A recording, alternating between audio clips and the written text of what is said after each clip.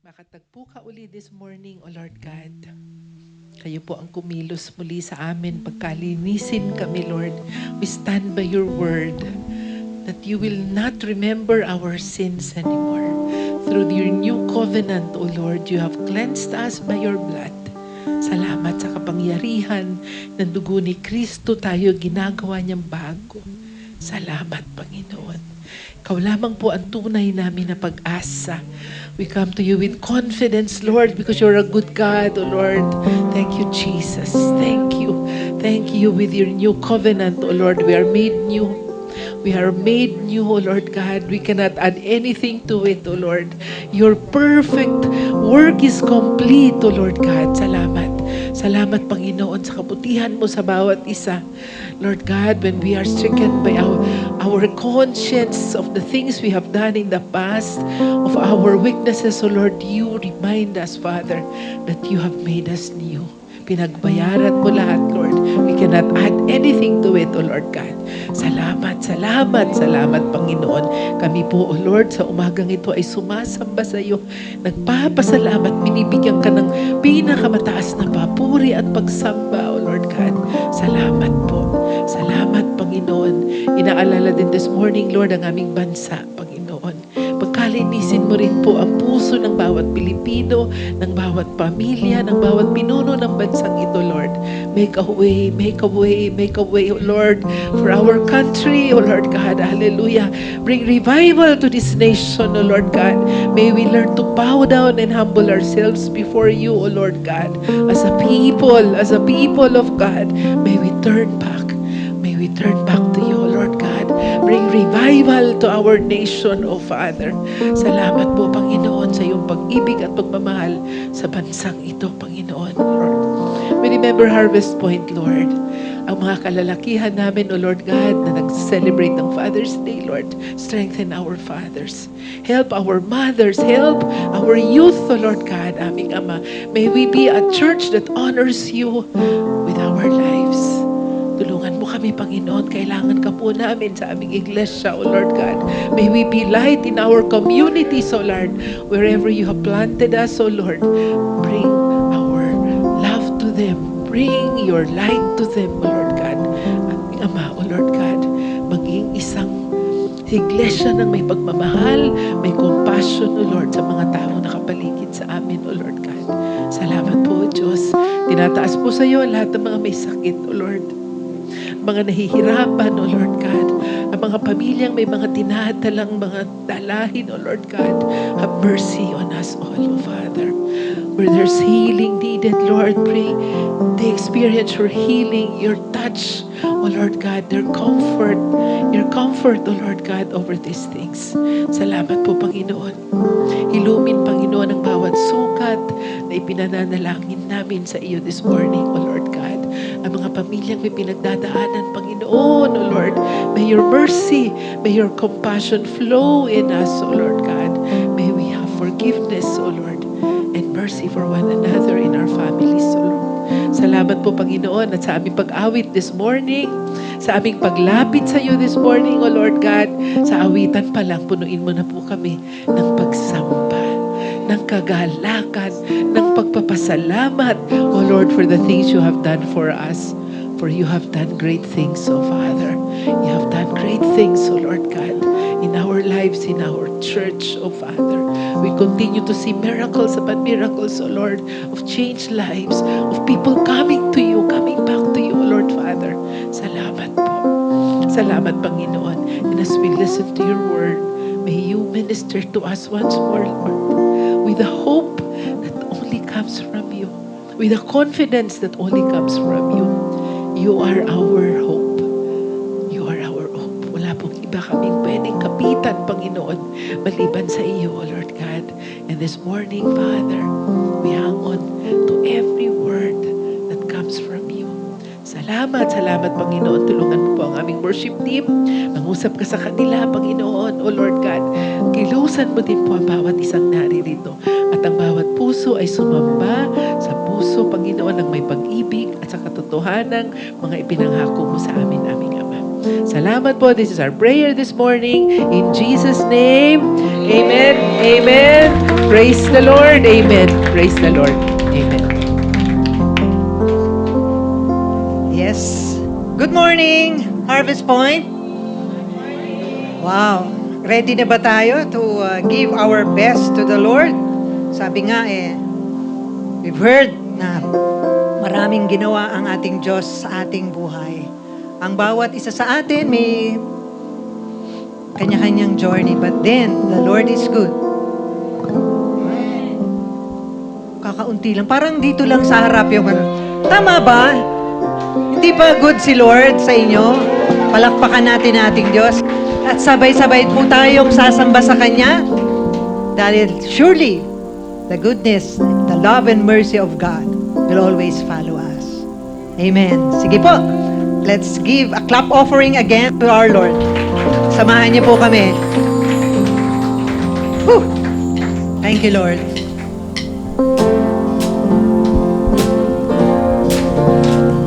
Let's keep clapping our hands to the Lord. Hallelujah. God is good.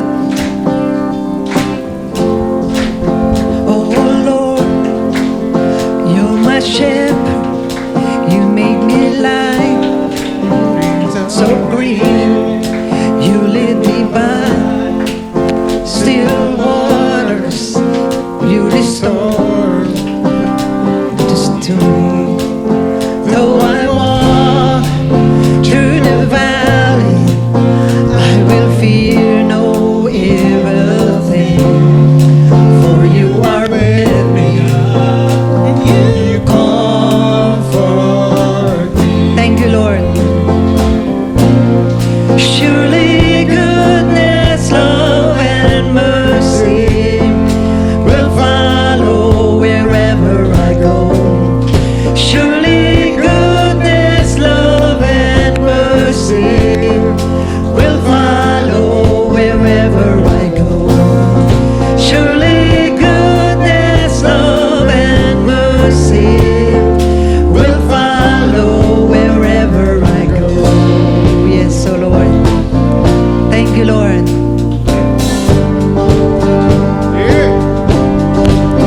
Oh Lord, you're my shepherd. You made me lie in fields of green. You lead me by still waters. You restore righteousness to me. Yes, oh Lord, though I walk through the valley, I will fear no evil thing. Thank you so much, Lord. For you are with me, God.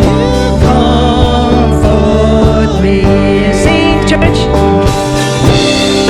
Surely goodness, love, and mercy will follow wherever I go.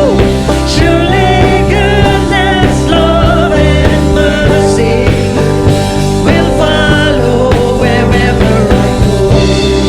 Surely goodness, love, and mercy will follow wherever I go. Salamat, Lord. Oh, yes, Lord. Wherever I go, wherever I go, surely goodness and mercy. I'm gonna dwell in the house of the Lord forever. That's the good thing that we're going to do. I'm gonna dwell in the house of the Lord forever. Yes, church, let's do it. So I'm gonna dwell in the house of the Lord forever. For the last time. Yes, yes, I will.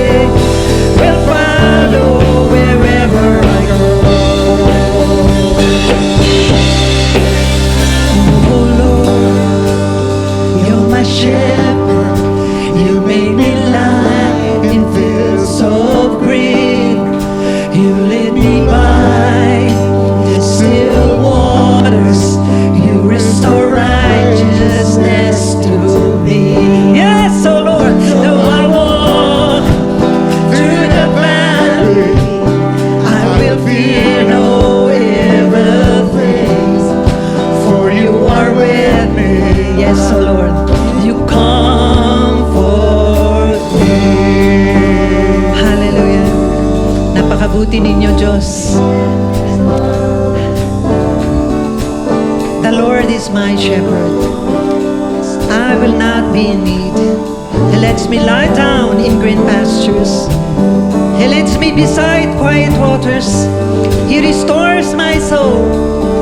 He guides me in the paths of righteousness for the sake of His name. Even though I walk in the valley of darkness, I fear no evil, for you are with me, Lord. Your rod, your staff, they comfort me, Lord.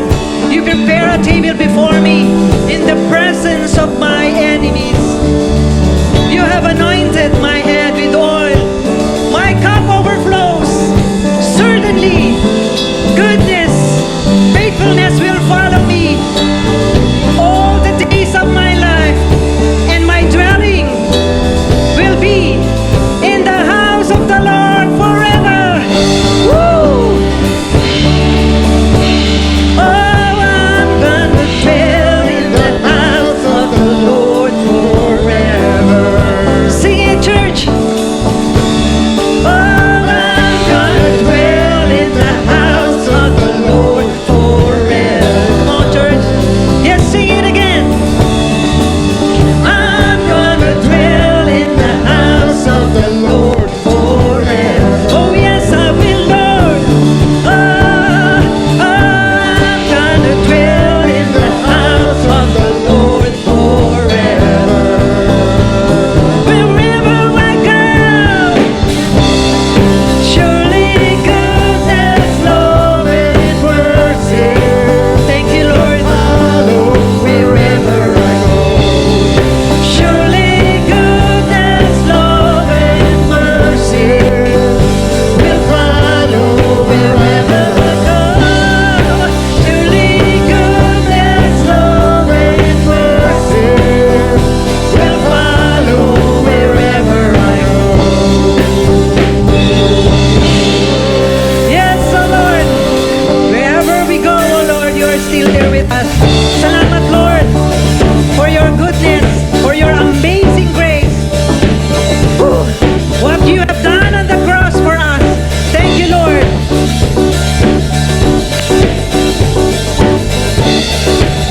Hallelujah. Who breaks the power of sin and darkness, whose love is mighty and so much stronger, the King of glory.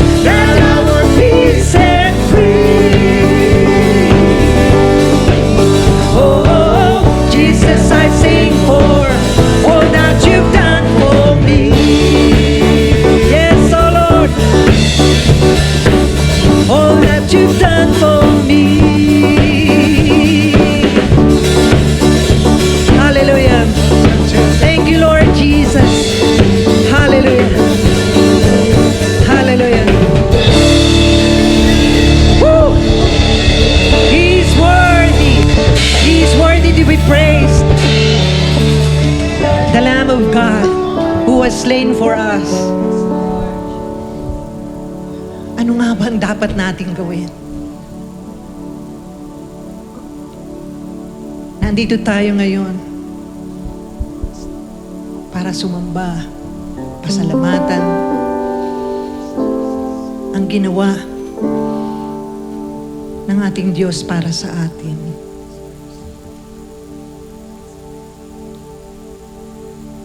Jesus made the sacrifice for us in order to have eternal life.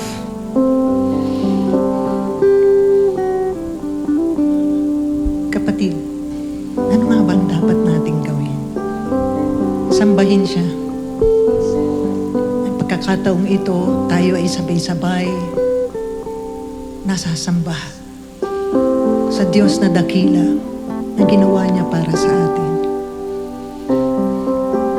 Kumilos ang presensya ng Diyos sa bawat isa. Hallelujah.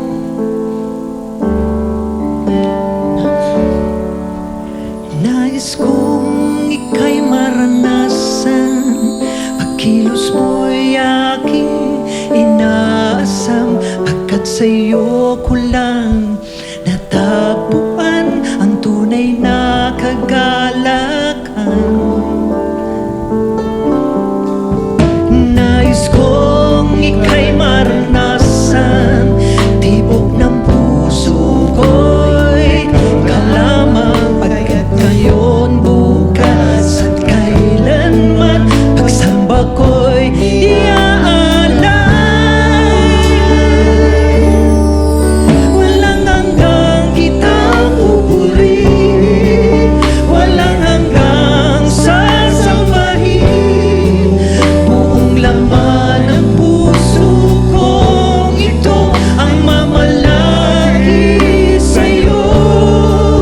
Walang hanggang kitang pupurihin, walang hanggang sasambahin, buong laman ng puso kong ito ang mamalagi sa'yo. Muli nating awitin.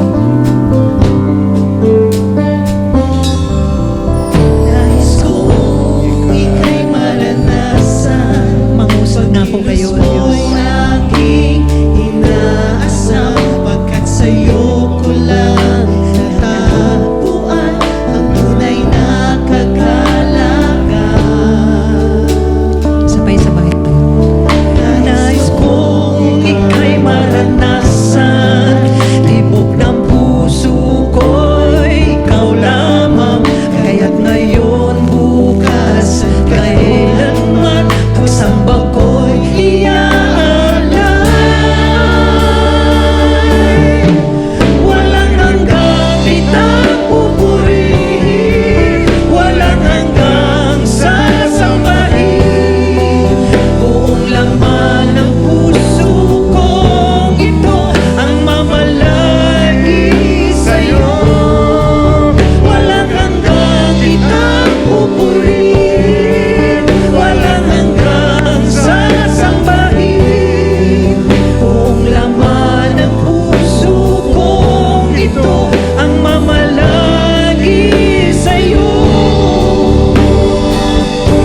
Yes, so Lord, kayo nga po ay mangusap kayo, O Lord. Nakikita niyo po ang puso ng aming mga kapatid, Panginoon. Ang bawat isa may galak sa puso. Subalit ang inyong presensya, Lord, ang magbibigay ng kagalakan pa upang sila po ay magpuri, magpasalamat sa inyo, Lord. Salamat, Lord. Yes, O Lord.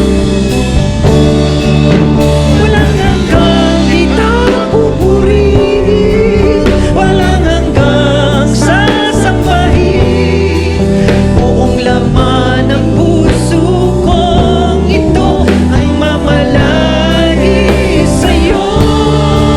Walang hanggang kitang pupurihin, walang hanggang sasambahin, buong laman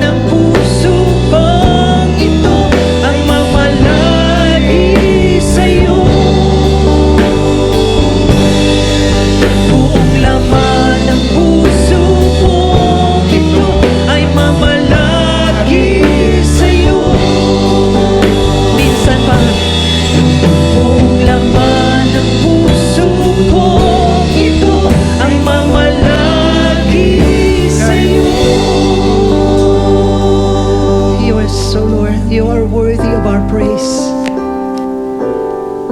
Because you are a great God, O Lord. Hindi kayo nagkulang sa amin, O Lord. Salamat, Panginoon. You are worthy of everything, O Lord. Hallelujah. You are worthy of it all. Yes, Lord. You are worthy of it all. Yes, sing it out. For from you are all things, and to you are all things. You deserve the glory. Let's sing it once more. You're the of it all. You are worthy, O Lord. You are worthy of it all. Oh Jesus, oh Jesus.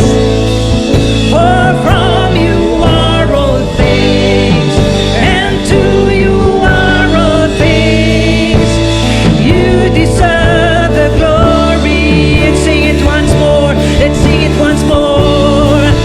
You are worthy of it all. Oh, Jesus, Jesus, we are worthy of it all. We're worthy, worthy. For from you are all things, and to you are all things. You deserve the glory. And we will do day and night, night and day, let incense arise. Day and night, night and day, let incense rise. Come on, church. Day and night, night and day, let incense arise. Day and night, night and day, let incense arise. Oh yes, oh Lord. Day and night, night and day, let incense arise. Yes, oh Lord. Day and night, night and day, let incense arise. Day and night, night and day, let incense arise. Day and night, night and day, you are worthy of it all. Oh yes, oh Lord Jesus, you are worthy of it all. Come on, church, worship our God. For from you are all things, and to you are all things. You deserve the glory. You are worthy. You are worthy of it all. Oh Jesus, you are worthy of it all. Thank you, Lord Jesus. For from you are all things, and to you are all things. You deserve the glory. Church, can you sing it to the Lord? You are worthy of it all. You are worthy of it all. For from you are all things, and to you are all things. You deserve the glory. Yes. Thank you, Lord. You are worthy of it all.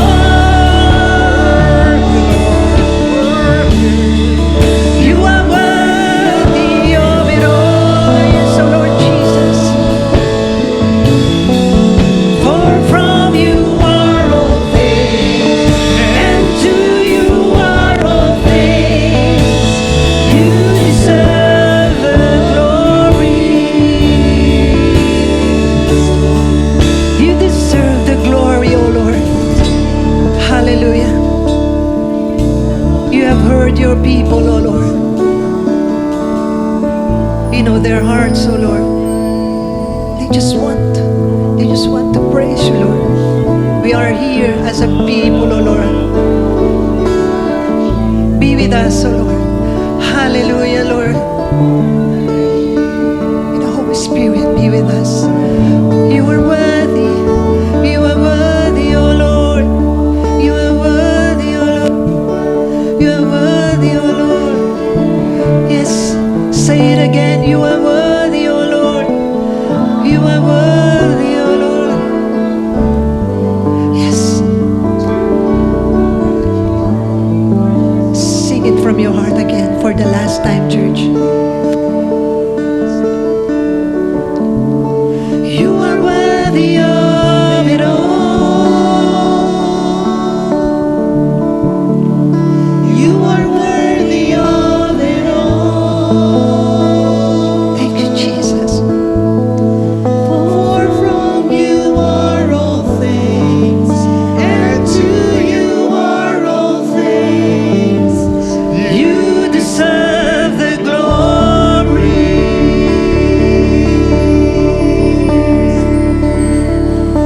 We honor you, Lord. We honor you, Lord, with a song, O Father. Salamat po, Panginoon. Naway ang bawat isa ay handa na makinig ng inyong mensahe, Diyos. Thank you so much, Lord. We love you. We honor you. We praise you, Lord, for your goodness. And surely you will dwell in this house. You will dwell in your people, O Lord. Hallelujah. All praises to your name, O Lord Jesus. We pray. Amen. Amen. Good morning po sa lahat.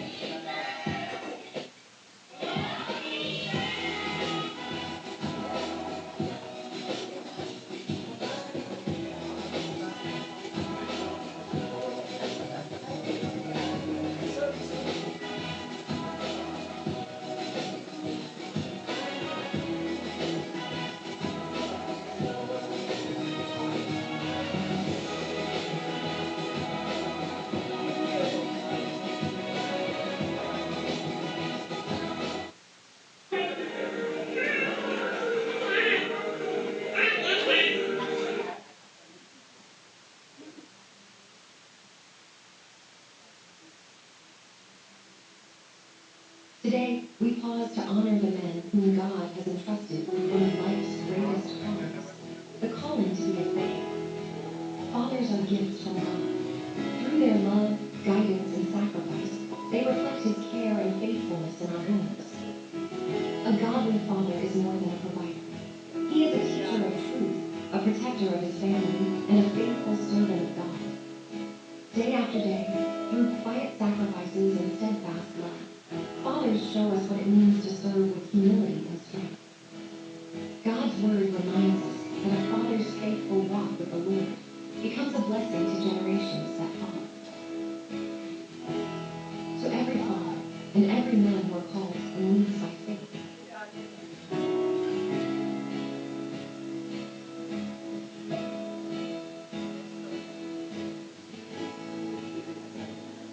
Thank you for every prayer you have whispered for your children.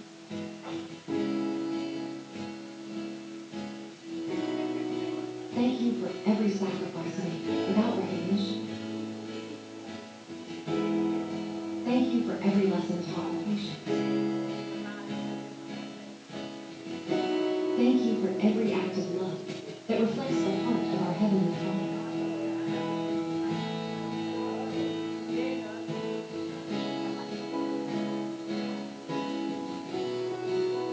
Your influence reaches far beyond today. Every word of encouragement, every act of kindness, every example of faith leaves a legacy that points others to Christ.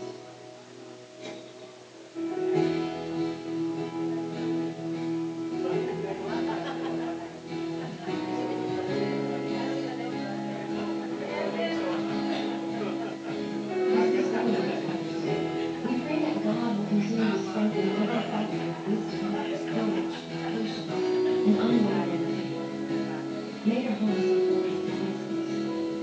May your hearts remain steadfast in His love. And may your lives continue to shine as examples of Christ to your families and to His church.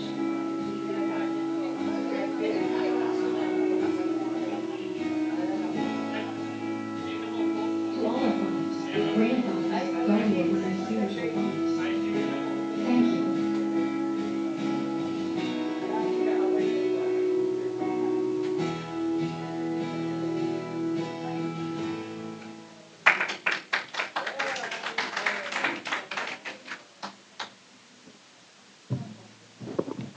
Ayan, Happy Father's Day po sa mga tatay na nandito. At nakita niyo po ang mga sarili niyo sa video. So, tayo po ngayon ay pupunta na po sa salita po ng ating Panginoon. At muli ay nabiyayaan po ako na makabahaging muli dito po sa series na ating pong ginagawa. Nawa ay magi po na maayos ang pagdi-deliver po nito. At tunay na inaasa lamang po sa Panginoon ang ating pong mga salita ng Panginoon na nawa ay madala po ng Lord sa puso po ng bawat isa at talagang tumimo sa puso natin. Mapanghawakan natin as we go along with our walk with the Lord. So, tayo po ay andito po sa ating pong series na Jesus is Revival. So, nandito na po tayo sa pinakahuli na yung comparison.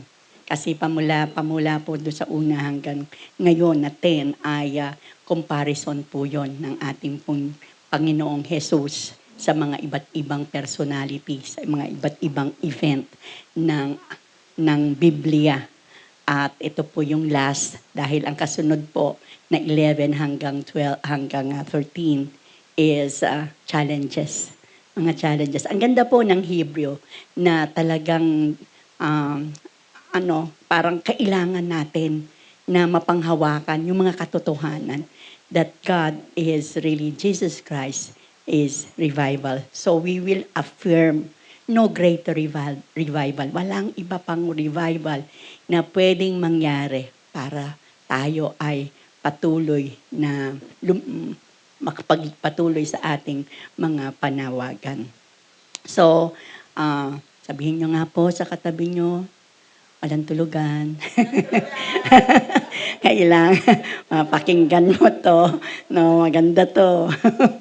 No, asa tayo sa ating Panginoon sa kanyang ating mga aralin sa ngayon. So, kung magre-review po tayo, ay ang author ng Hebrew compares and contrasts Jesus with the key people and events from Israel's history. Kaya natandaan po natin na kinumpare si Jesus Christ sa angel. Siya yung highest angel. Kinumpare siya kay Moses, no? Sa yung Hebrew chapter 3 to 4. Kinumpare siya sa mga priests. Siya yung highest priest, no? Nasabi, si Melchizedek. At last time ay kinumpare siya sa mga sacrifices at sinabi yung mga covenants sa 8 to 10. Ito pong dalawang nandito ay ito po yung title, no? Na title po ni Brother Paulo dito nung Sunday. Yung Jesus Christ is Revival, Live in Christ Covenant. Mas pinagdiinan po niya doon yung Hebrew chapter 8. Kay Sister Sita po naman doon sa taas, ay sa Antipolo, ang naging title niya po doon is Jesus is Greater Than Any Life, The New Covenant. Nakakatuwa po ang technology ngayon. Dahil may bisita po sa farm, hindi po ako naka-attend ng Sunday service dito o kaya sa Antipolo man. Pero meron pong pagkakataon, opportunity, na balik-balikan ko yung mga mensahe po ng ating pong Panginoon.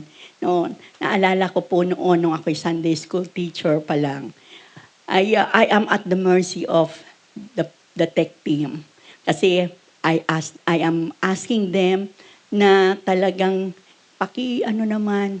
paki-record. May dala-dala po akong cassette tape. Every Sunday yun. May dala-dala akong cassette tape. Sabi ko, pa-record naman. Kaya pagdating po sa bahay, papakinggan ko yun. Mag-isa akong nagsiservice para malaman ko yung takbo ng mga discussion, ang mga salita ng Panginoon na dapat kong malaman na pinasasabi ng Lord sa iglesia. At ginagawa ko po yun every Sunday. No, every Sunday. Then yung cassette tape na yon, papadala ko po kay Ernie sa Saudi. Na yung slow nail na yung talagang na talagang binabalot ko mabuti sa isang sobre. So ganun po, nakakatuwa po na ngayon ang technology pwede pa ulit-ulit mong gawin.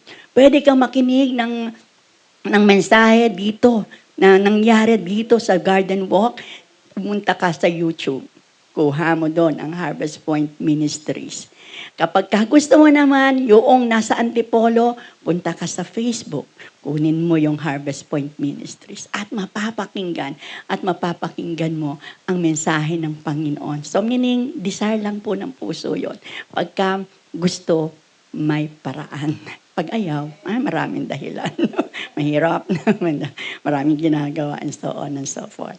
And then after po nitong Hebrew 10, kasi may hanggang lang po kasi 18 to, may kasunod pa po yun. And after all this comparison, he challenges believers to follow Jesus no matter what the cost. Ang ganda po nung susunod na mga chapters kasi nandun na yung mga challenges ng kung paano tayo dapat mamuhay bilang isang Kristiyano. So ang title po natin, balik tayo doon sa title, Affirms No Greater Revival. Ito po yung Hebrew chapter 10, verse 1 to 18. Inaanyayahan ko po ang bawat isa na tumayo para po basahin po natin ang ating pong teksto ngayon. Medyo mahaba po ito. No? Matagal na naman tayo nakaupo eh. No? So hanggang 18 po ito. So, namnamin po natin ano po yung sinasabi ng Panginoon dito sa chapter 10 verses 1 to 18. Sabay-sabay po tayo. This is a Christ sacrifice once for all. The law is only a shadow of the good things that are coming, not the realities themselves. For this reason, it can never, by the same sacrifices, repeated endlessly year after year, make perfect those who draw near to worship. Otherwise, would they not have stopped being offered? For the worshippers would have been cleansed once for all and would no longer have felt guilty for their sins. But those sacrifices are an annual reminders of sins. It is impossible for the blood of bulls and goats to take away sins. Therefore, 5, So verse 5, therefore, when Christ came into the world, he said, sacrifice and offering you did not desire, but a body you prepared for me. With burnt offerings and sin offerings you were not pleased. Then I said, here I am. It is written about me in the scroll. I have come to do your will, my God. First, he said, sacrifices and offerings, burnt offerings and sin offerings you did not desire, nor were you pleased with them, though they were offered in accordance with the law. 9. Then he said, here I am. I have come to do your will. He sets aside the first to establish the second. And by the will, we have been made holy through the sacrifice of the body of Jesus Christ once for all. 11. Day after day, every priest stands and performs his religious duties. Again and again, he offers the same sacrifices, which can never take away sins. But when this priest had offered for all time one sacrifice for sins, he sat down at the right hand of God. And since that time, he waits for his enemies to be made his footstool. For by one sacrifice, he has made perfect forever those who are being made holy. Last 15, the Holy Spirit also testified to us about this. First, he says, this is the covenant I will make with them. After that time, says the Lord, I will put my laws in their hearts and will write them on their minds. And then he adds, their sins and lawless act I will remember no more. And where there have been forgiven, sacrifice for sins is no longer necessary. Purihin po natin ating Panginoon. Pinupuri ka, aming Ama, sinasamba, niluluwalhati at dinadakila, Panginoon, O God. Maraming salamat po sa iyong mga salita na aming pong pagbubulay-bulayan ngayon, aming Ama. Kayo po, Panginoon, ang maghatid ng iyo pong personal na mensahe sa puso po ng bawat isa, aming Ama. Kayo po, Panginoon, O Lord, O God, aming Ama, ang patuloy, Panginoon, kikilos, Panginoon, O Lord, O God. Be our teacher today, Panginoon, aming Ama. Maraming salamat po. Ito pong aming samot dalangin. Sa pangalan ni Jesus, Amen. Amen. Ayan, so, upo na po tayo. Maraming salamat po na pagsama niyo po sa pagbabasa po ng mahabang teksto po natin, 18 verses. So, pag nakita po natin, doon po sa 18 na yon, 18 verses, meron pong tatlo lang na key points doon. Yung tatlong key points. One, the first key point is Jesus Christ sacrifice, yon, on the cross permanently replaced the Old Testament sacrificial system. So, hinighlight ko po yung word na replace. And then another key point is, unlike the animal sacrifices that could never completely remove sins, Jesus offered His body once and for all. So, highlighted po doon yung word na remove. His sacrifice on the cross fully cleanses believers and rendering any further sins offering unnecessary. Na-rendered na po lahat ng Panginoon. So I highlighted the word rendered. So kung naalala nyo po, last Sunday, meron pong 3 R's na sinabi po si Brother Paulo. So, idadagdag po natin itong 3 R para 6 na R's na ang ating kinakabisa sa ating puso. So, 1 po last time is right relationship. So, tayo dapat ay may tamang relasyon sa ating Panginoon. No, natanggap na ba natin tunay ang ating Panginoon bilang Panginoon na tagapagligtas natin? Tinanggap pa ito ng ating puso? Sinabi ba ito ng ating mga bibig? Pumasok ba yun? Pumasok ya sa puso. Hindi lang sa kaisipan, hindi lang sa nguso, sabi nga, kundi pumunta sa puso. So yun po, dapat meron po tayong right relationship sa ating Panginoon. Yung po yung pinagdiinan po last Sunday. So, dahil kung meron tayong right relationship, it follows merong real transformation. Kasi kung wala namang nangyari sa buhay natin, posible may question mark ang right relationship natin. So, merong real transformation. At lahat po yan ay nangyari kasi may redemptive grace. Mayroon po kasing grasya na tayo ay natanggap dahil po sa kabutihan ng ating pong Panginoong Jesus. So, we have right relationship, real transformation, redemptive grace, replace, remove, rendered. At tingnan po natin itong ating mga 3 R's na ito. Yung insights po natin from the previous chapters ay marami tayong supposed to be, dahil sa 10 na tayo Supposed to be, ang dami na nating natutunan dito po sa Hebrew.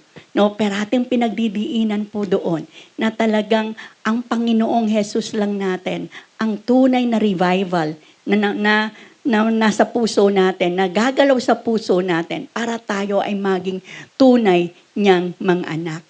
How is our covenant with God, with the Lord? Sabi last time ni Brother Paulo ay, kumusta yung ating kontrata? Di ba may mga kontrata daw tayo? Dami-dami daw kontrata ng mga tao. Kumusta ang kontrata natin sa ating Panginoon? Lumalago ba ang kontratang ito? No? So, ito ba yung nagiging pivot? Ito ba yung kanyang nagiging maayos ang ating buhay dahil sa kontratang ito? No, so yun, tayo lang po ang pwedeng makasagot sa ating sarili. Meron ba talaga akong kontrata? Baka naman wala. Baka naman yung kontrata ko hindi pa masyadong maayos. No, so meron na, pero up and down, 1 step forward, 2 steps backward, paulit-ulit, ganun at ganun, hindi lumalago ang buhay pananampalataya.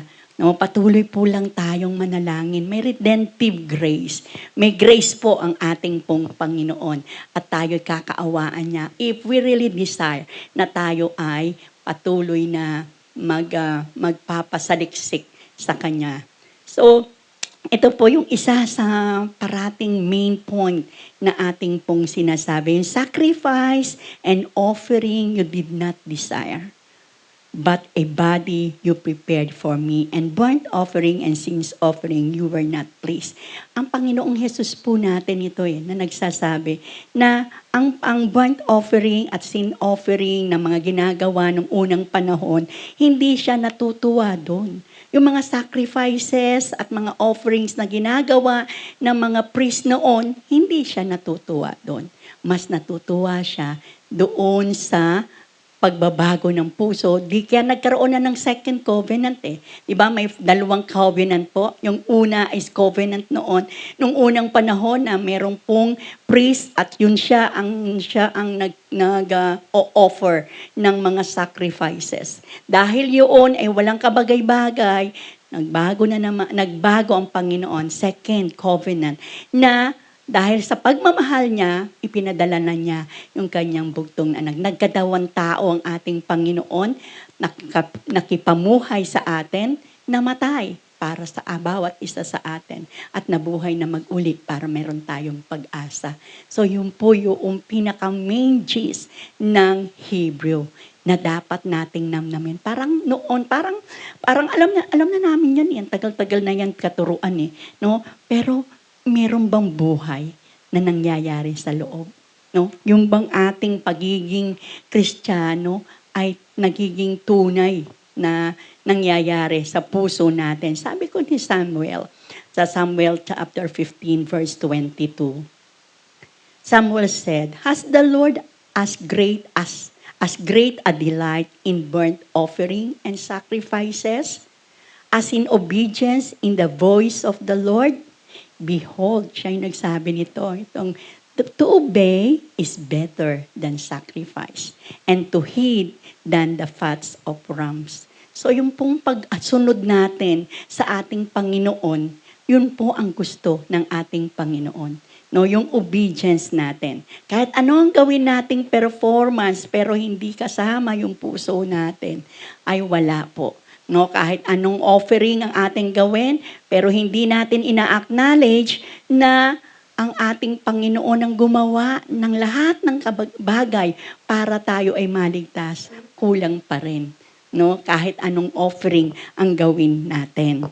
Sabi nga is, we cannot add anything to the finished work of God. Tapos na po eh. Hindi na tayo, wala na tayong pwedeng idagdag. Wala tayong pwedeng idagdag para mas mahalin niya tayo. Wala tayong pwedeng idagdag para tayo ay maligtas. Tapos na, kasi siya yung gumawa nun para sa atin. What we have to do is to believe. To believe na ginawa na niyang lahat para sa atin. To obey God, no? Hindi para mag-perform para tayo'y mahalin niya. Hindi para tayo mag-perform para tayo ay maligtas, kasi ligtas na talaga tayo, no? Kaya tayo gumagawa ng mga bagay na gusto ng Panginoon is because of our love for Him. Kaya, yun po, mahal kasi natin siya. Siya talaga yung outflow ng love natin. Kaya tayo nagsisilbi, kaya tayo ay nananalangin, kaya tayo nagmamahal, kaya tayo umaabot sa iba, kasi mahal natin ang Panginoon. Kaya nga yung, bakit nga ba? Yung gusto kong awitin, no? Kaso hindi ako marunong umawit. No? Yung bakit nga ba pinupuri ka? Bakit nga ba sinasamba ka? Bakit nga ba pinaglilingkuran? Bakit nga ba pinasasalamatan? No, nais kong ibigin ka dahil hindi dahil sa isang himala, hindi dahil sa pagpapala. God, gusto kitang ibigin dahil ikaw ay ikaw. No, ikaw ay ikaw, Lord. So talagang ang Panginoon po natin, ang pag-inorture natin, yung pagmamahal natin sa ating Panginoon. No? So, yun po, sabi nga dito sa Ephesians 2, verse 8 to 9, "For by grace you have been saved through faith. And this is not your own doings. It is the gift of God. Not by works, so that no one can boast." Panginoon po ang gumawa ng lahat. Ang ating pananampalatayaan, lahat na nangyari, no, sa krus ng Kalbaryo, yung kanyang mga paghihirap, dahil yun sa pagmamahal niya sa atin, para tayo ay maligtas. Parang yun ay common knowledge natin, pero nag-sink in na kaya yun sa puso natin, na tayo ay bagong nilalang. We are a new creation with a new heart. And let us live in that identity na wala na tayong pwedeng idagdag sa finished work ng ating Panginoon. Live with that identity na lahat ay pwede alinsunod ito sa kagustuhan ng ating Panginoon. Kailangan natin hindi tayo mag-perform. We have to really know our purpose. Instead of performance, focus on the purpose. Bakit natin ginagawa ang mga bagay na ginagawa natin? No, dahil mahal natin siya. Dahil it is an outflow of our love for Him. No, so yun po yung dapat yun. Hindi dahil gusto natin ng mga pagpapala. Gusto natin ng mga himala. Gusto natin na mas save tayo. Gusto natin na mas mahalin niya tayo. Tapos na lahat yun eh. Nagawa na lahat ng Panginoon yun. Stand on our identity. Dahil tayo ay anak ng Diyos, nagagawa at magagawa ang lahat ng mga gusto natin. Kusa naman po yung hahabol eh. Surely goodness and mercy will follow you all the days of our lives. No, minsan lang hindi pa tayo ready. Kaya hindi natin nakukuha yung mga kagustuhan natin, no? Dahil kung gusto natin mas umunlad tayo, mas gusto ng Lord John na umunlad tayo. Kasi yun ang identity natin. Mahal niya tayo. We belong to the family of God. No? So, yun po yung nawawala. Yun ang nawawala sa puso natin. Na akala natin ay dinadagdagan natin yung mga performance natin. Nalilimutan yung purpose. Yung purpose ang mas importante kaysa sa performance. No, yung performance na ginagawa natin ito, nagsisilbi tayo, pumupunta tayong ganito, umaattend tayo ng ganyan, and so on and so forth. Kung wala yung puso natin doon, wala yun. Wala lahat yun. Baliwala yun. Kasi magyayabang tayo. Sabi nga, not by works, so that no one can boast. Kaya ginagawa po natin yung mga dapat po nating gawin. Ito po ay kinapi ko kay Sister Sita. Pero nagpaalam naman po ako. Nakita ko po kasi ito doon sa kanyang slides at natutuwa ako niya pa si Sister Sita. Oh, no?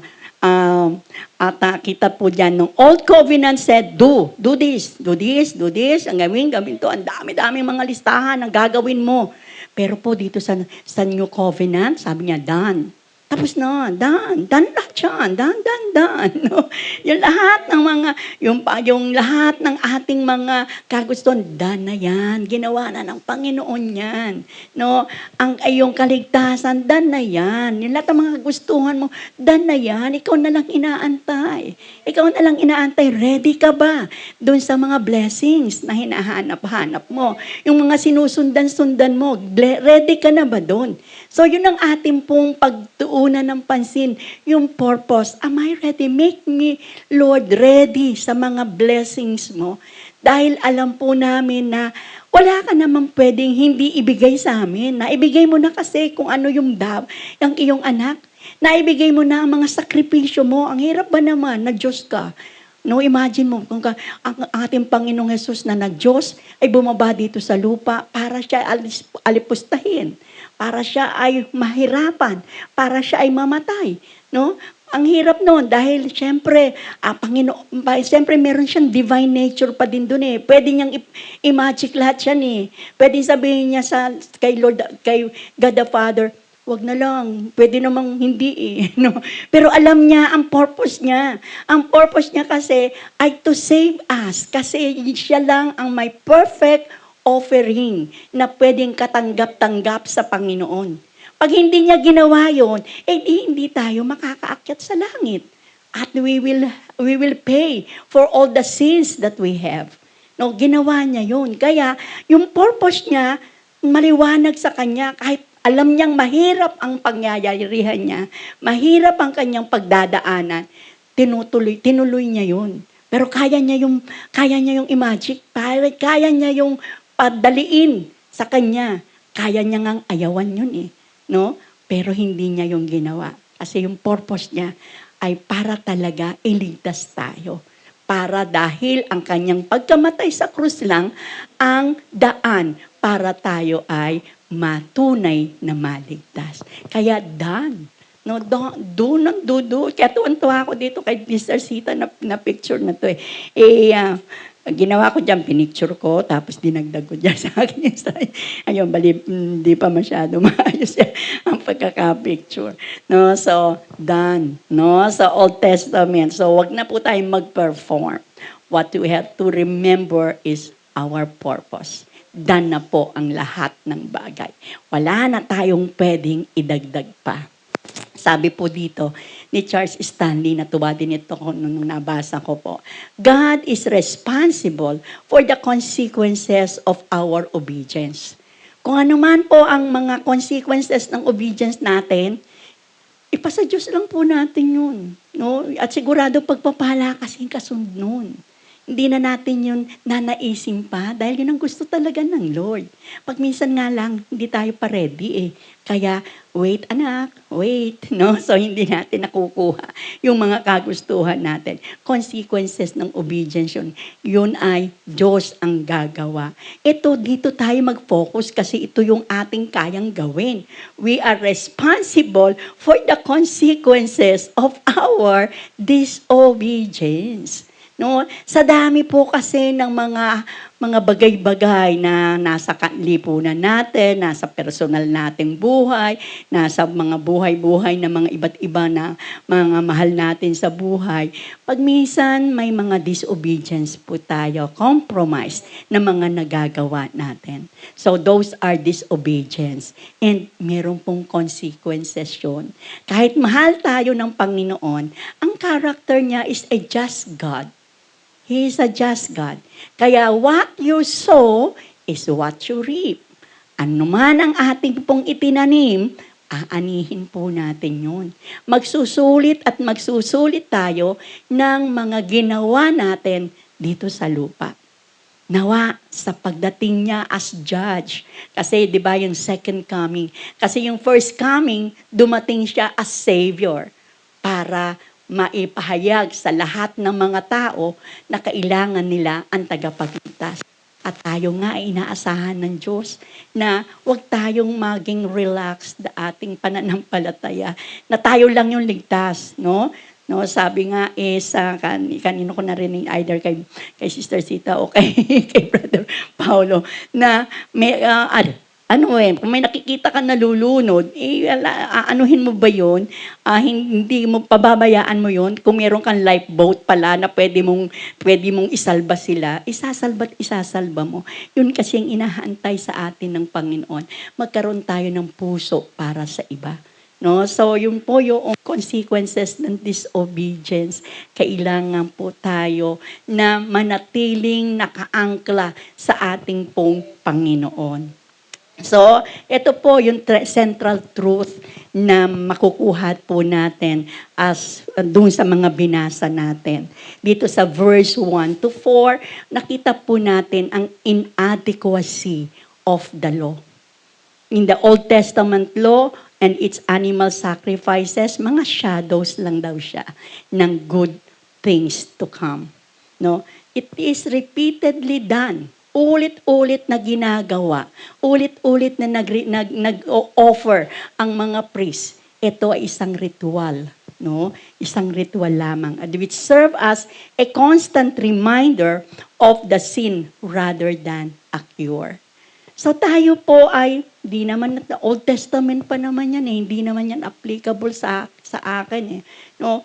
Pero yung repeatedly done, just a ritual, posible.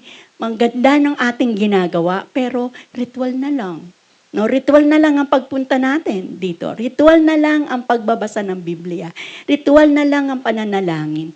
No, patuloy po tayo na magpasaliksik sa ating Panginoon. Hindi dapat maging ritual ang mga bagay-bagay na ginagawa natin sa Diyos. Kailangan kasama ang puso natin, kailangan yun talaga yung gusto nating i-offer sa ating Panginoon. Kaya nandyan yung first R, replace. Nire-replace ng ating Panginoong Jesus ang law kasi inadequate ang law. Wala namang bagay yung law na yun. No, kasi karaniwan yun ay nasisira. Hindi nagagawa ng mga tao. At kung magawa man, ay isang ritual na lang. So sabi dun sa verse 10, dun po ito galing Yung mga ano na lang, yung mga red, it's only a shadow. For this reason, it can never, by the same sacrifices, repeated endlessly, year after year, make perfect those who draw near to worship. At dun po sa huli, but those sacrifices are annual reminders lang of sin.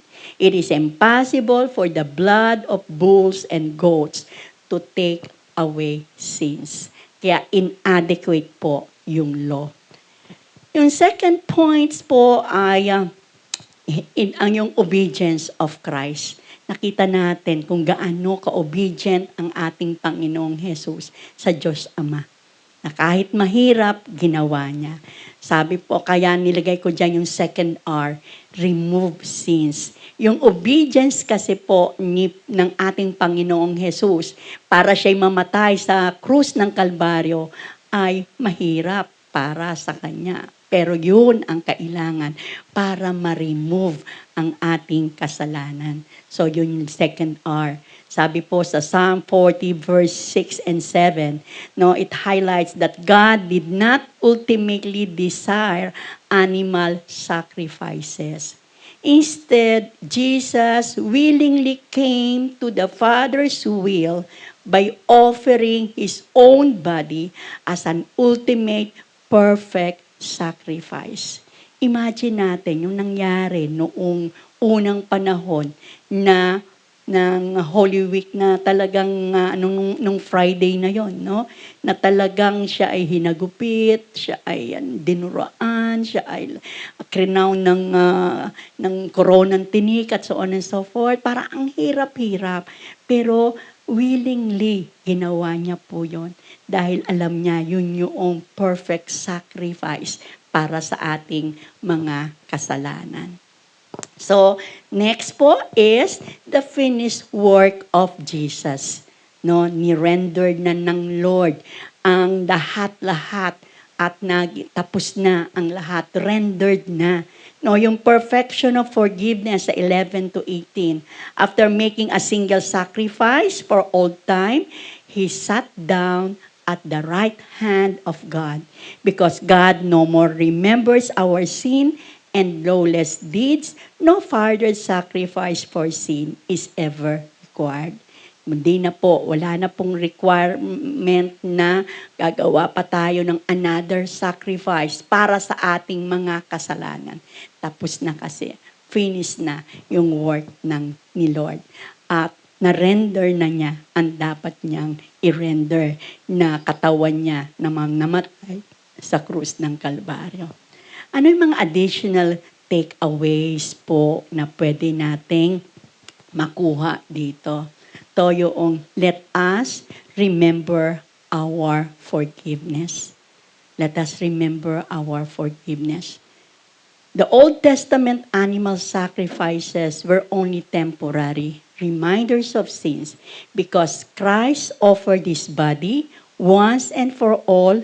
God no longer remember our sins. I-embrace po natin yung forgiveness na nakuha natin sa ating pong Panginoon. No, hindi natin mababalik-balikan ang mga kasalanan natin.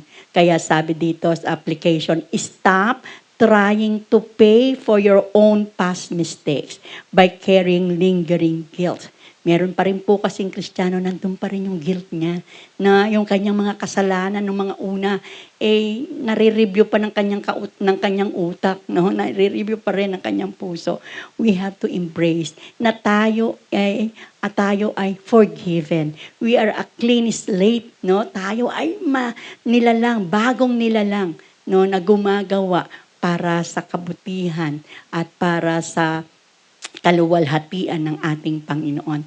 Accept that we are fully forgiven and move forward in grace. Ganda po nun, move forward in grace. May redemptive grace ang Panginoon. May awa ang Panginoon. No, hindi natin kaya. Hindi naman natin talaga kaya ang pakikibaka sa buhay.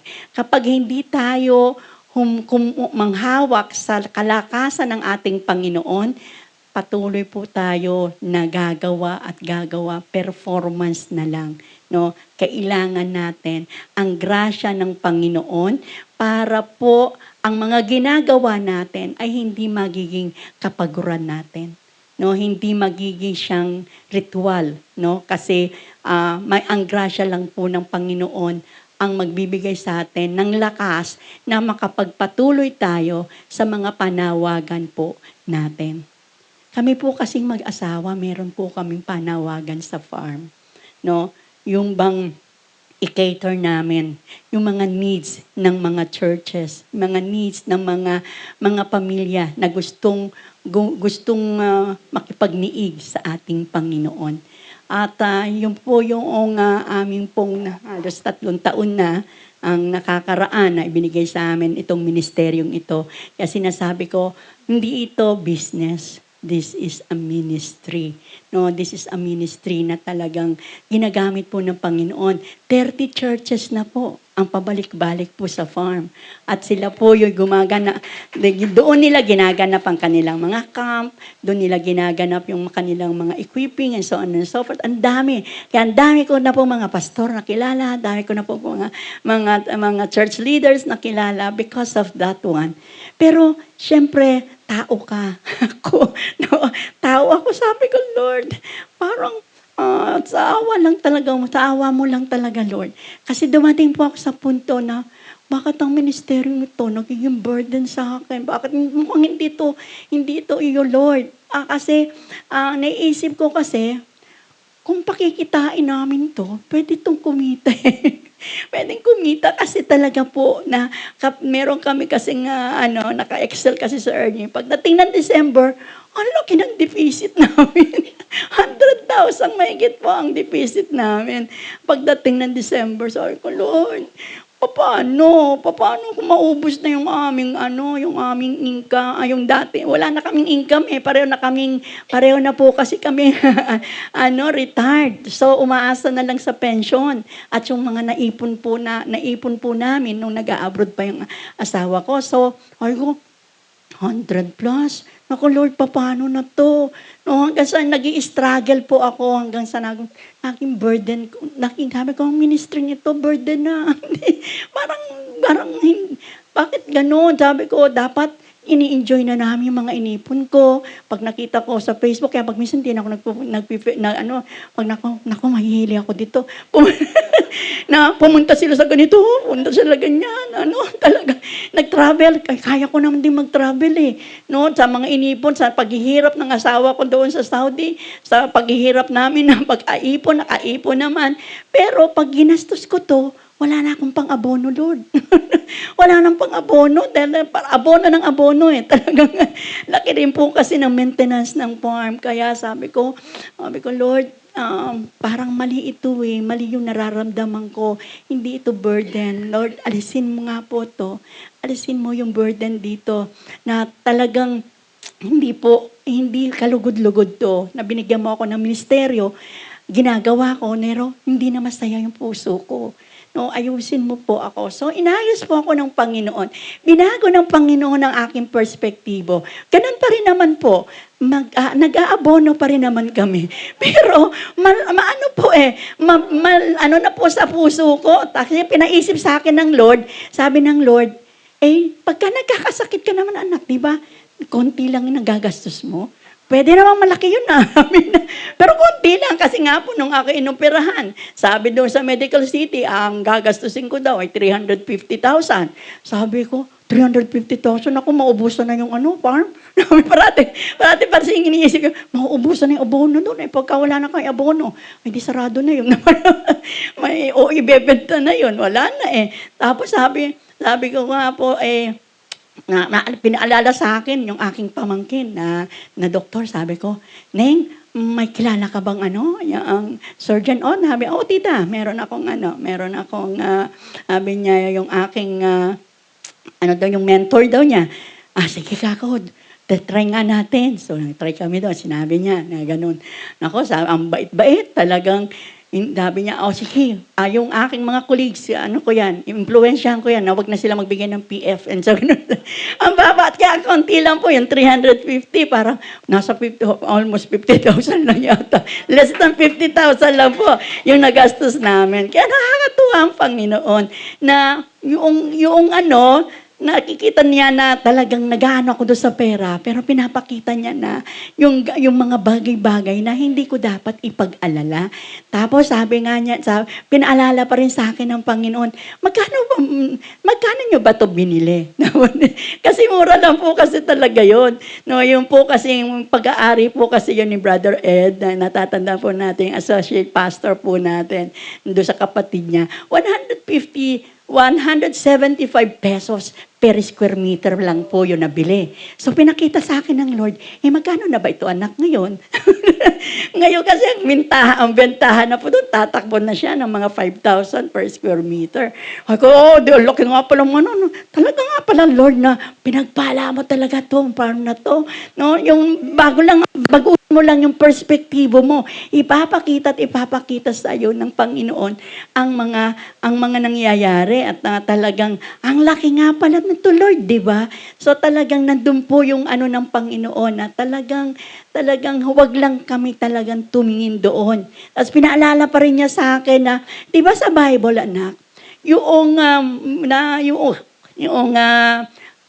balo na wala na silang oil, natatanda niya wala ng oil, hindi na ubos yun. Sabi ko, Lord, di mo pa rin pauubusin yung ano, no?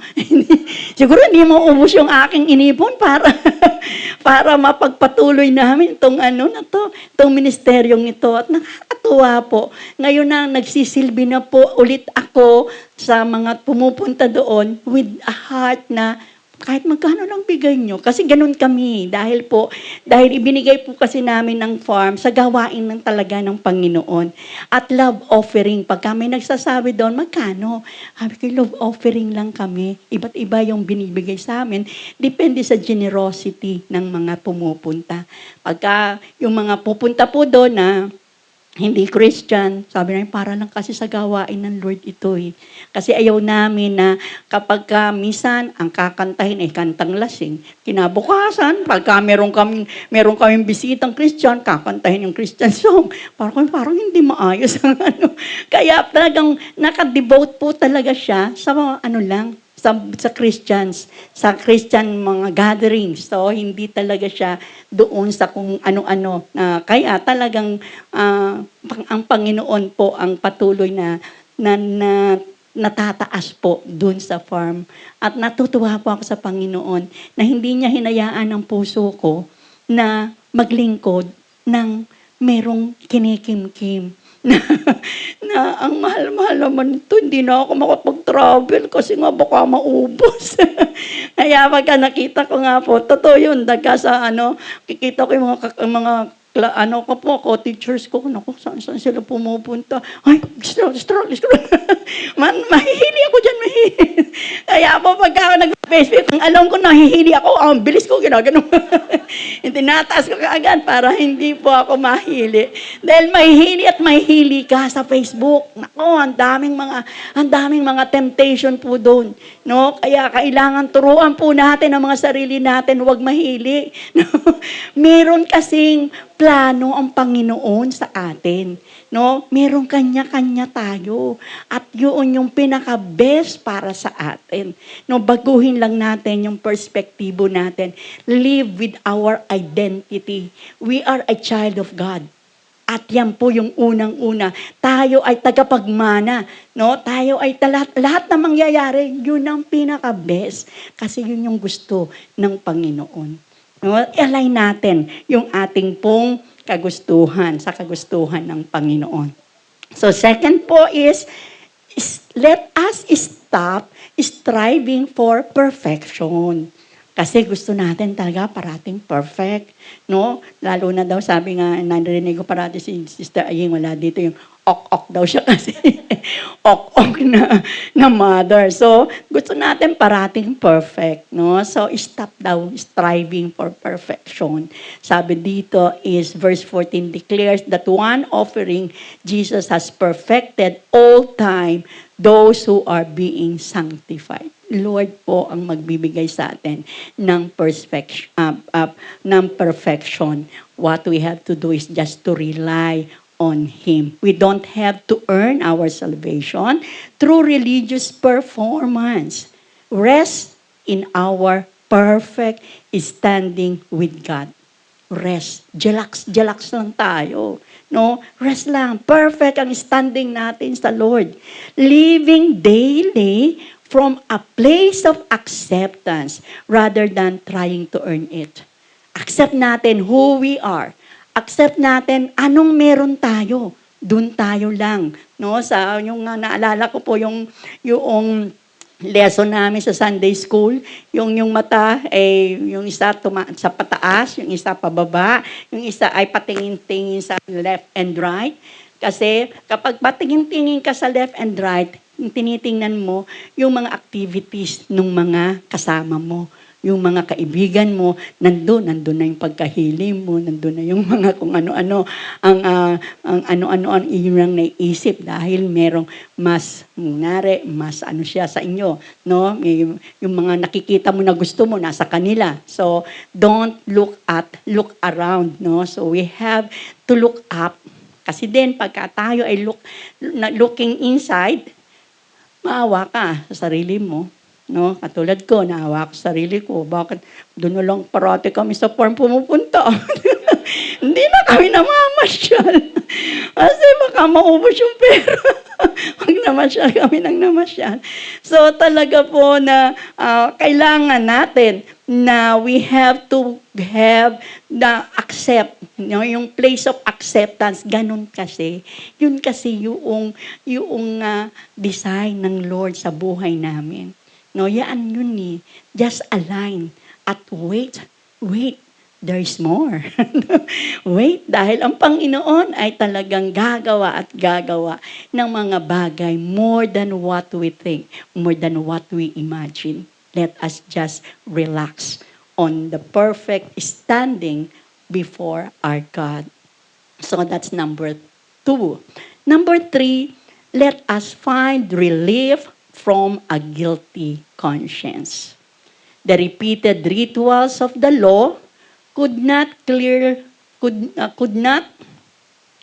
a worshiper's conscience. Christ's blood does. No, ganda nga ng acronym ni Sister Sita, hindi ko na makuha yung kanyang acronym ng blood. So, ang application po dito, when shame or the weight of our failures creeps in, preach the gospel to ourselves. Nalalaman mo naman po na naiiba na yung iyong gusto. Hindi na yung gusto ng Panginoon. Nagiging ka ng possessive. Nakatingin ka na more on the worldly things. Hindi mo ka na nag-iimpok ng something for the future na pangkalangitan, na hindi nasisira, hindi na dahil yun yung ating isusulit sa ating Panginoon. At sasabihin ng Panginoon, well done, anak, good and faithful servant. No? Yun nga, parati kong sinasabi, baka mabaliktad ang tanong ng Panginoon. Well, anak, what have you done? Ano bang ginawa mo? No, sa mga binigay kong mga pagpapala sa iyo. No, asamin natin po ang word na well done. Bring our failures to God. May mga failures po na darating. Receive His forgiveness and refuse to let the enemy condemns us. Nandyan kasi ang devil na iko-condemn tayo, ipapakita yung mga bagay na wala tayo. No? At doon na magsisimula, mag-creep in na yung mga worldly desires po natin. So next is, let us live a life of freedom, not bondage. Okay? Because our sins are completely forgiven, the author concludes, there is no longer any offering for sins. No, anong application? Do not return to the lifestyle of sin that Jesus rescued us from. Huwag na tayo pong bumalik doon sa dati po nating kasalanan. Huwag na po tayong bumalik sa dating alam natin na hindi natutuwa ang Panginoon. No, don't go back to that lifestyle. Patuloy po nating i-search ang ating pong Panginoon, i-align ang ating will sa will niya. No? At nandun po yung grasya na ipabigay po niya sa atin na tayo po ay makakapagpatuloy sa mga lakarin na ipinipare na niya sa atin. Prepared na kasi po yung lakarin Na-prepare na niya yan beforehand. Lalakaran lang natin ang lalakaran. Kaso, minsan nagdiditor tayo. Katulad po noong na-detours. Kaya hindi po tayo nakakarating na doon sa gusto po nating, gusto ng Panginoon na datingin po natin. Sabi dito is, treat our new, clean life as a gift and yield ourselves completely to His transformative grace. Ang ating pong buhay is a new life. Hindi na tayo yung dating tayo. No? Iba na tayo. Kung ina-assess mo yung sarili mo, ikaw pa rin yun, balikan mo yung covenant nyo. Baka hindi naman totoo na ang Panginoon ay tinanggap natin bilang Panginoon na tagapagligtas. Kaya, ganun pa rin tayo. Walang nangyari, walang pagbabago. Pero kasi kapag tinanggap natin ang Panginoon natin, bilang Panginoon na tagapagligtas natin, we are new. We have a clean life This is a gift kasi ng Panginoon natin. And aasa tayo sa transformative grace niya. Itatransform po niya ang ating puso. Babaguhin at babaguhin niya ang ating mga perspektibo. Ia-align niya ang ating mga kagustuhan sa kagustuhan niya. No, wala po kasi tayong dapat gawin eh. No, kasi tapos na eh. What we need is just to obey. What we need is just to discern kung ano ang gusto ng Panginoon. Babad po tayo sa mga salita ng Panginoon. No, babad tayo na tuwing umaga nagbabasa tayo ng Biblia. Huwag nating antayin ng Sunday para meron tayong message from God. No, meron pong araw-araw na pag-aantay ang ating Panginoon para tayo makatuto ano ang gusto niya para sa atin. No, have it a habit. Kasi pag ginawa po natin yun, talagang patuloy po natin itong magagawa at magagawa. Mabasa po natin ang salita ng Panginoon. Communicate with Him. No? Hindi lamang na, praise God, tulog na. Thank you Lord, tulog na. No, marami po tayo na pwedeng basahin. Ang dami sa Facebook, no? Ang daming mga katuruan sa Biblia, no? But we have to really make it as our a gift. Today is a gift. Kaya nga siya present. It is the present of God, no? Every day na meron siyang bagong regalo para sa atin. So, nung sabi ko, meron dapat itong buuhin eh, no? Sunod-sunod lang kasi yun, kaya talagang kailangan natin ng forgiveness, kailangan natin wag ng perfection, mag-live tayo, find relief, and live tayo sa freedom. Sabi ko, kailangan, Lord, bigyan mo nga po ako. Palagay ko mabubuo ito eh. No? So nakita ko yung world na self. Oo nga, Lord, lahat ng to is self. No? Sarili mo lang ang pwedeng makagawa ng lahat ng ito. Sarili mo na iaasa mo sa Panginoon, sa grasya ng Panginoon. Kasi kung sarili mo lang talaga, ay walang mangyayari dyan. So stop striving for perfection, embrace our forgiveness, live a life of freedom, not bondage, find relief from a guilty conscience. Self po yan. No? Ang ating sarili, pangalagaan po natin na hindi po ito magapi ng kaaway. Kasi alam naman natin, nandyan parati naghahanap ng butas ang kaaway para tayo ibalik sa dati po nating kalalagayan. Kasi ayaw niya yun. Ayaw niya yun na tayo lumalago at tayo kumakanta ng music. Okay. So, you have those stuff, no? So, kailangan po natin ang grasya po ng ating Panginoong Jesus. At eto na po tayo sa huli, no? Application, pwedeng nating application to, pwedeng reflection natin to, pwedeng ring sharing ng gospel to. Kaya hindi ko na inalis yung title po doon ni Brother Paulo kasi depende yan sa ating pong kukunin. So, affirm. Sabi ko sa Lord, bigyan mo naman ako ng ano bang lalagay ko dito sa affirm na to para mabuo ito. So, talagang ibinigay po sa akin ng Panginoon itong letter A. A, acknowledge that only Jesus can save. Kailangan natin yun, i-acknowledge natin na ang Panginoong Jesus lang ang pwedeng makasave sa atin. Wala nang iba.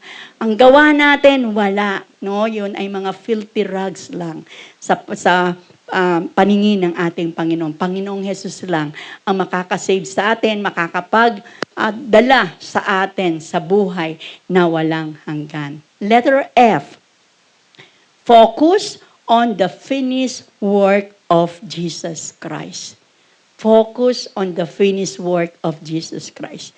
Parati po tayo na hindi performance ang ating isipin, hindi yung gagawa ako ng ganito, no, a-attend ako ng ganito, magiging akong member ng ganito, no, para maging maayos ang paningin ng Lord, para ma-please ko siya, no? But those are already dapat outflow ng ating pagmamahal sa Kanya. Hindi yun yung purpose na tayo ay na gumagawa ng para sa sarili natin. So, focus on the purpose, not on the performance. Purpose ng Lord ang kailangan natin. Kailangan i-focus natin na tapos na ang lahat ng Kanyang ginawa.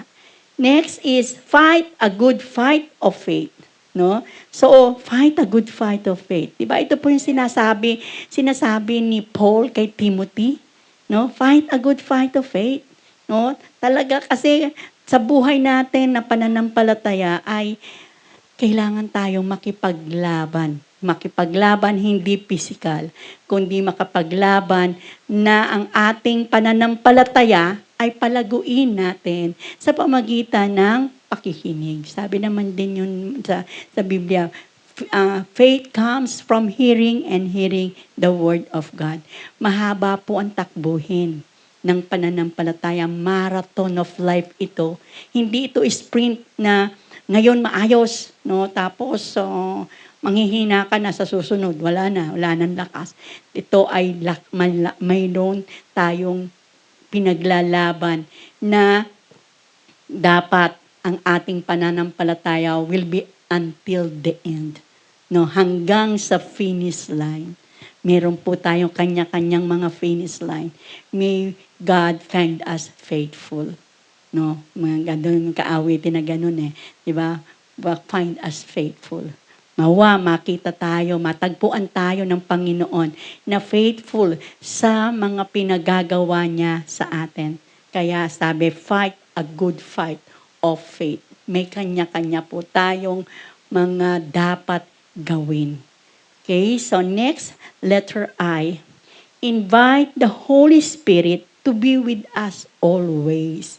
Hindi natin nagagawa at hindi natin dapat gawin ang mga pinagagawa ng Diyos na mag-isa lang, na tayo lang, kasi mapapagod tayo. No, mapapagod tayo at mapapagod. No, kahit yung dito sa church na gawa ka ng gawa, pero ang ginagamit mo ay lakas mo, mapapagod ka eh, matutuyuan ka, masasawa ka bilang tao. No, kaya kailangan invite natin ang Holy Spirit. Lord, samahan mo ako, banal na Espiritu, samahan mo ako sa paggagawa nito to please you, to please you. This is the outpouring of my love for you. No? So talaga po na hindi lakas natin, banal na Espiritong lakas para po tayo ay makapagpatuloy till the end. Okay, next is rest on God's love and grace. Rest tayo, jalax lang tayo. Mahal tayo ng Lord. Mahal tayo, wala tayong pwede pang gawin para mamahal niya tayo. Dahil mahal na talaga niya tayo. Hindi pa natin siya mahal na niya tayo. No, wala tayong dapat gawin. At ang grasya niya ay talagang parating available. Nandyan lang parati ang kanyang grasya. Kaya rest, no? Relax. Hindi po tayo dapat parating aligaga sa mga bagay-bagay.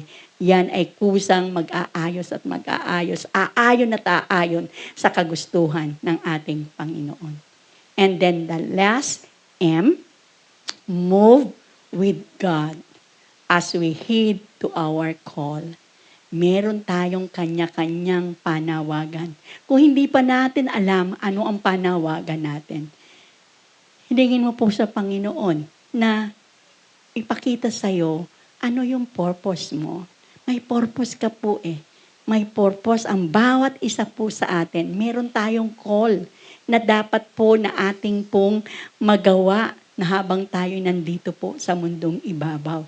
No? So move with God. Hindi natin gagawin ang call natin, ang calling natin na sarili nating lakas. Mapapagod po tayo.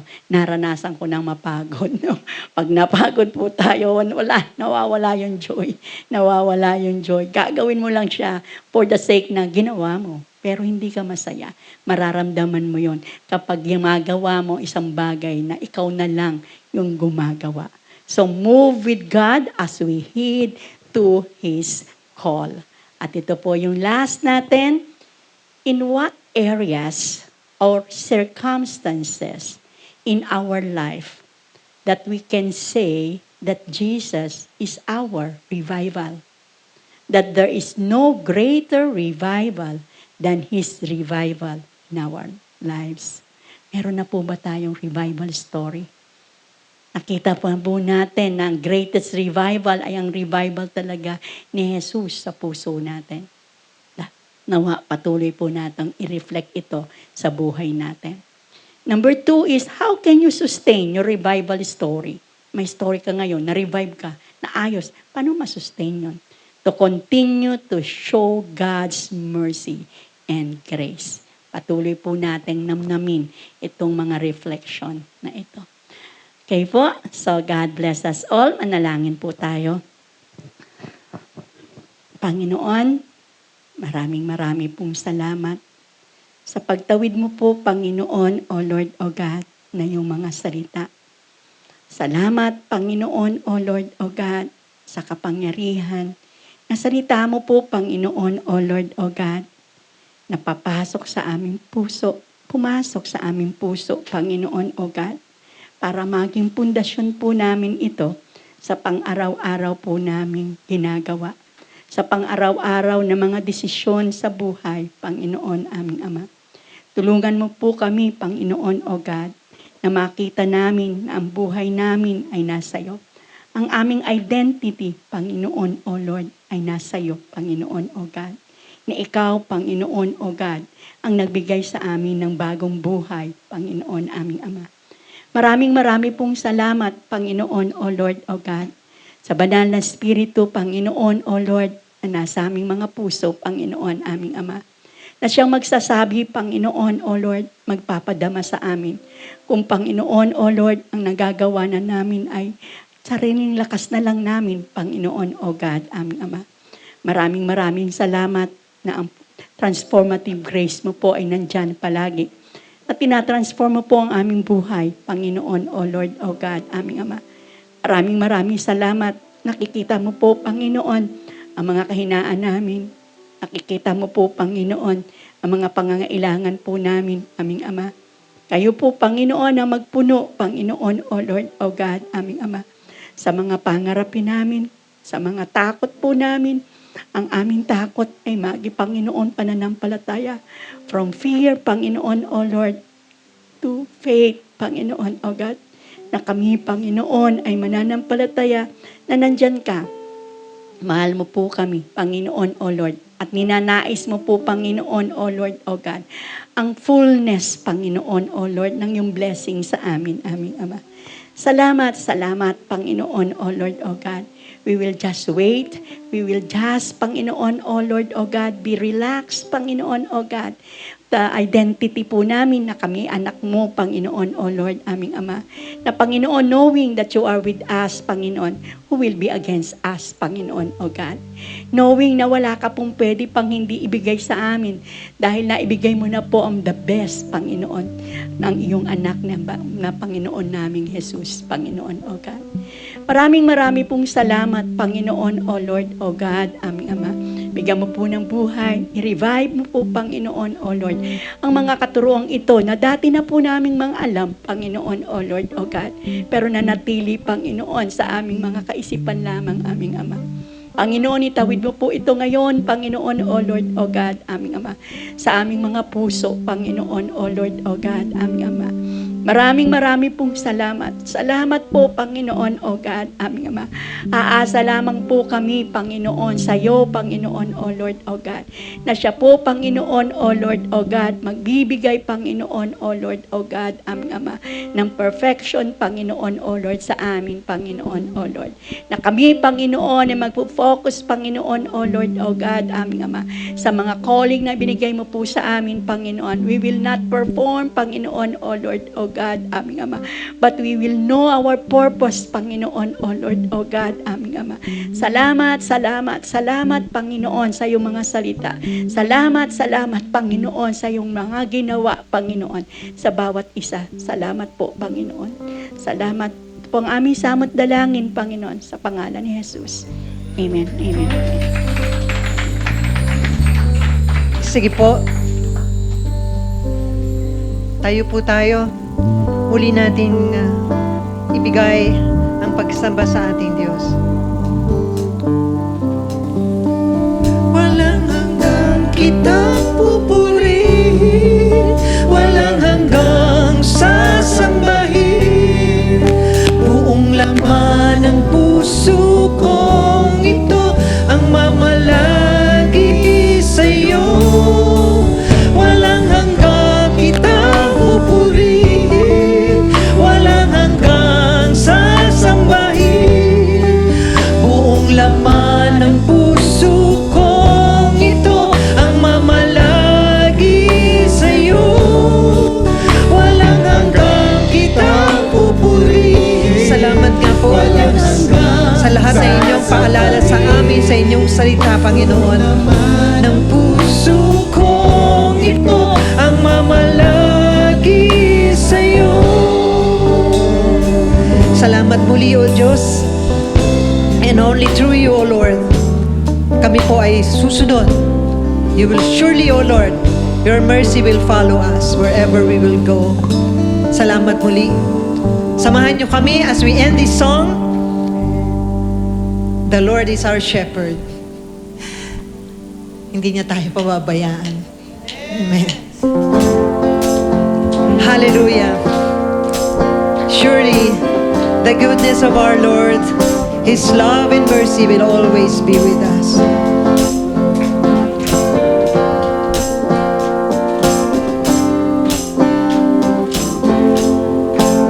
Oh Lord, you're my shepherd. You make me lie and feel so free. You lead me wide, still waters. You restore righteousness to me. Yes, oh. Though I walk through the valley, I will fear no evil thing.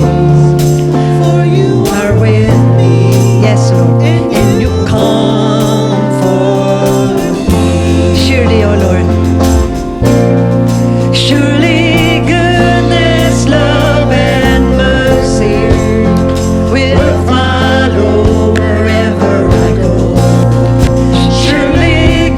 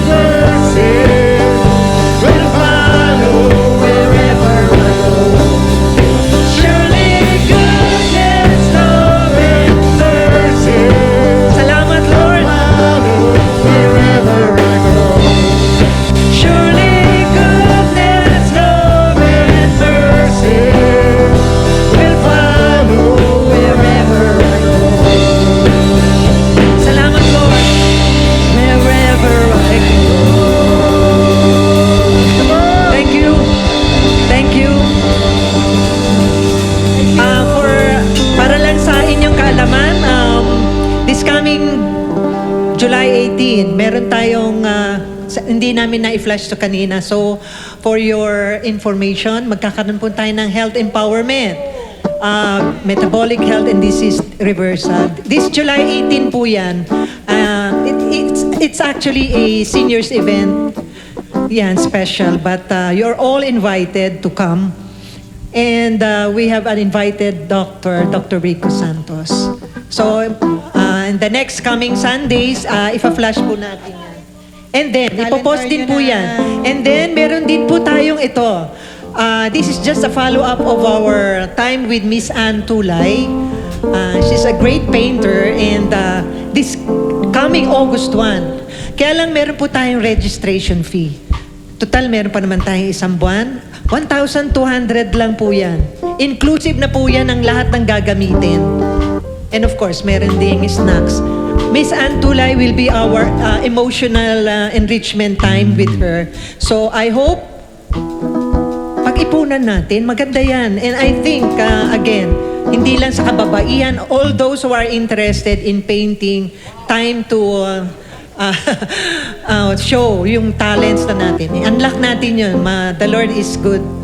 Miss Ann Tulay is very happy to be with us again this coming August 1. Sige po, thank you and God bless. And of course, Metro East will have their second meeting yun, small group, after this.